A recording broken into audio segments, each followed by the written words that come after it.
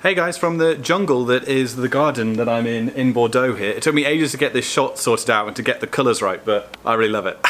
So, I first started using Duolingo about 2 years ago, and I've been using it so much. I'm the proud completionist of the German skill tree. I finished that about 4 or 5 months ago, and recently I've picked up Duolingo again and started playing around with it for my French. But having gone away from Duolingo and come back to it, some of the frustrations that I've always felt are below the surface have kind of crept back up on me a bit. So, what I want to talk about today is 5 ways that I think you could make Duolingo so much better. So the first thing is I would love to see tutorial videos in Duolingo for grammar, and especially conjugations early on and some of the early tenses like past tense and future tense. Because so many of those things I think with Duolingo you tend to learn by rote. They do have grammar sections in Duolingo, and I know that when you start the past tense and things like that, there's a little bit that you can read, but it's optional, it's not very engaging. I would love to see some animations, some tutorial videos, maybe link out to some YouTube stuff. I think that would be really cool. Now, it's getting really dark here. I'm going to turn this up here.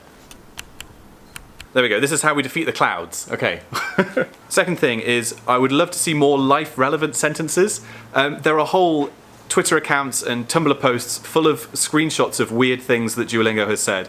I myself have definitely got my dog likes to eat rice, his wife likes everything, and what was the other one? The horse is eating the sacred potato is a particularly good one that I really enjoy. Now, I don't want to be a party pooper, and these things are funny, and I do like it when they come up. I don't know what algorithm creates them or whatever, but I do feel like, where's the train station, or yes, I would like to do that next week with you, might be more appropriate.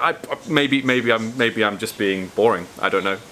So the third one is one that is quite important to me, I think. I am awful at noun genders, and what I think would be really helpful for me is to have them be colour-coded in the first instance. For example, the first time you see a masculine word, it always comes up in orange. And the first time you see a feminine word, it always comes up in green, or something like that. As a visual learner, I think that would be so much easier for me to remember, that's a blue word, or that's a green word, than just trying to remember la or le or der, die, das. As a native English speaker, it doesn't work. Okay, fourth thing, I love that you can unlock different modules in Duolingo, that you can choose to spend some of your lingots on extra little bits. But there's a problem, because there's only 3 things you can unlock. In German, you can get flirting, Christmas, and proverbs and idioms, I think, and that's it. Which is fine, those are fun, but I don't feel like I have control over what I'm learning, and I would love to see a whole load of those things added to the Duolingo tree, or even some of the slightly more strange ones, not strange, but some of the slightly more niche ones, I should say, like politics maybe they should be turned into optional ones that you unlock a little bit further along. And that would give people much more control over what they want to do,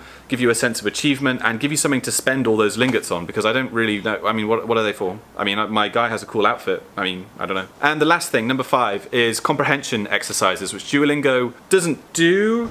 At the moment you have listen to this sentence and then type it down, which is fine. But what you don't have is, here's a radio interview, A, B or C, which of these is correct, which of these is true, or whatever. Problem with this is that it's very expensive. You've got to find native speakers, you've got to get them to record it, you've got to push that to everybody's phones.